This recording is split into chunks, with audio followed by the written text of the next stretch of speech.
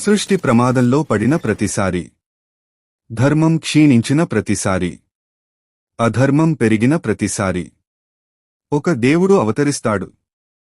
అతనే మహావిష్ణువు. ఈరోజు మనం తెలుసుకోబోయేది విష్ణువు దశావతారాల పూర్తి కథ. 1. మత్స్య అవతారం. ప్రళయం సంభవించబోతున్నప్పుడు వేదాలను రక్షించడానికి, సత్యాన్ని నిలబెట్టడానికి విష్ణువు చేప రూపంలో అవతరించాడు. మత్స్య అవతారం జ్ఞానాన్ని కాపాడిన అవతారం. 2. కూర్మ అవతారం. సముద్ర మథనం సమయంలో మందర పర్వతం మునిగిపోకుండా నిలబెట్టడానికి విష్ణువు తాబేలు రూపంలో నిలిచాడు. కూర్మ అవతారం సహనానికి చిహ్నం. 3. వరాహ అవతారం.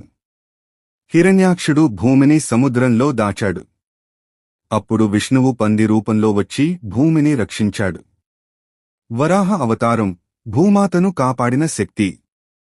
4. నరసింహ అవతారం. హిరణ్యకశిపుడు ఎవ్వరూ చంపలేని వరం పొందాడు. కాని అతని కుమారుడు ప్రహ్లాదుడు భగవంతుని భక్తుడు. అప్పుడు విష్ణువు సింహమనిషి రూపంలో వచ్చి అతన్ని సంహరించాడు. నరసింహ అవతారం భక్తిని కాపాడిన రూపం. 5. వామన అవతారం.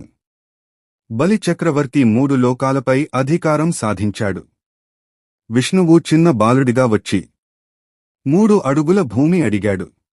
1 అడుగులో భూమి, 2 అడుగులో ఆకాశం, 3 అడుగుకు బలి తన తల ఇచ్చాడు. వామన అవతారం అహంకారాన్ని తగ్గించిన అవతారం. 6. పరశురామ అవతారం. క్షత్రియుల అహంకారం పెరిగినప్పుడు విష్ణువు పరశురాముడిగా అవతరించి ధర్మాన్ని నిలబెట్టాడు. 7. శ్రీరామ అవతారం. రామ ఆదర్శ రాజు.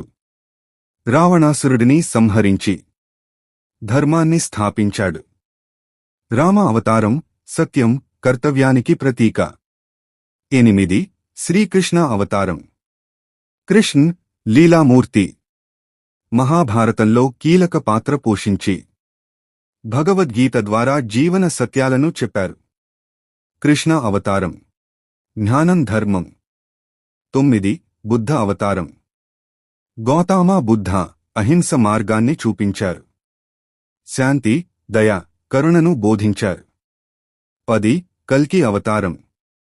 ఇంకా రాబోయే అవతారం. కలియుగం చివరలో అధర్మాన్ని నాశనం చేయడానికి విష్ణువు కల్కి రూపంలో అవతరిస్తాడు. విష్ణువు దశావతారాలు మనకు ఒక గొప్ప సందేశం ఇస్తాయి. ధర్మం ఎప్పటికీ గెలుస్తుంది. ప్రతి అవతారం ఒక పాఠం, ప్రతి కథ ఒక సత్యం. ఇలాంటి పురాణ కథలు మరింత తెలుసుకోవాలంటే లైక్, షేర్, సబ్స్క్రైబ్ చేయండి.